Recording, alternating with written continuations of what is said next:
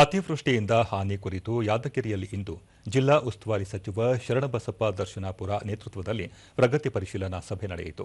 ಈ ವೇಳೆ ಶಾಸಕರಾದ ಚನ್ನಾರೆಡ್ಡಿ ಪಾಟೀಲ್ ತುನ್ನೂರ್, ಶರಣಗೌಡ ಕಂದಕೂರ್, ಜಿಲ್ಲಾಧಿಕಾರಿ ಹರ್ಷಲ್ ಬೋಯಲ್, ಜಿಲ್ಲಾ ಪೊಲೀಸ್ ಅಧಿಕಾರಿ ಪೃಥ್ವಿ ಶಂಕರ್, ಜಿಲ್ಲಾ ಪಂಚಾಯತ್ ಮುಖ್ಯ ಕಾರ್ಯನಿರ್ವಹಣಾಧಿಕಾರಿ ಲವೀಶ್ ಫರಡಿಯಾ, ಅಪರ ಜಿಲ್ಲಾಧಿಕಾರಿ ರಮೇಶ್ ಕೋಲಾರ ಸೇರಿದಂತೆ ಮತ್ತಿತರರು ಉಪಸ್ಥಿತರಿದ್ದರು. ಸರ್ ಆಲ್ರೆಡಿ ನಾವು ಕ್ಲಿಯರ್ಗಳಿಗೂ ಡೈರೆಕ್ಷನ್ಸ್ ಕೊಟ್ಟಿದ್ದೀವಿ. ಎಲ್ಲೆಲ್ಲಿ ಯಾಕಂದ್ರೆ ಅವ್ರು ಇಂಡಿವಿಜುವಲ್ ಕ್ರಾಪ್ ಸಭೆ ಹೋದಾಗ ಇಂಡಿವಿಜುವಲ್ ಸಭೆ ನಂಬರ್ ಹೋಗ್ತಾರೆ ಸರ್. ಒಂದೇ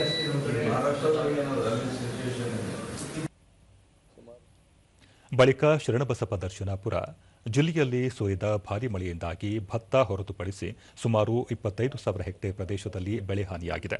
ಕೃಷಿ, ಕಂದಾಯ ಸೇರಿದಂತೆ ವಿವಿಧ ಇಲಾಖೆಗಳ ಸಹಯೋಗದಲ್ಲಿ ಜಂಟಿ ಸಮೀಕ್ಷೆ ನಡೆಸಿದ ಬಳಿಕ ವರದಿ ಆಧರಿಸಿ ಅಗತ್ಯ ಪರಿಹಾರ ನೀಡಲಾಗುವುದು ಎಂದರು.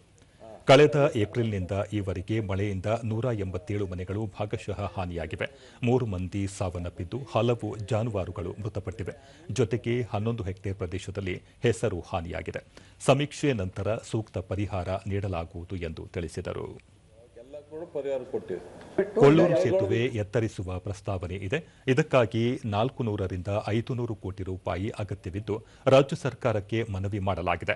ಮಳೆಯಿಂದ ಹಾನಿಗೊಳಗಾದ ರಸ್ತೆಗಳ ದುರಸ್ತಿ ಕಾರ್ಯಕ್ಕೆ ಒತ್ತು ನೀಡಲಾಗಿದೆ ಎಂದು ಹೇಳಿದರು.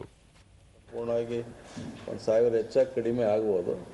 ಬಟ್ ವಿಶೇಷವಾಗಿ ಹೆಸರು ಸುಮಾರು 1100 ಹೆಕ್ಟರ್ ಸ್ವಲ್ಪ ಹೆಸರು ಲಾಸ್ ಆಗ್ಯದ ಗೌರ್ಮೆಂಟ್ಕಲ್ಲು ಮತ್ತು ಯಾದಗಿರಿ ಭಾಗದಾಗ. ಅವೆಲ್ಲ ಕೂಡ ಸಮೀಕ್ಷೆ ಮಾಡಿ ಕಳಿಸ್ತಕ್ಕಂಥ ಕೆಲಸ ಮಾಡಿ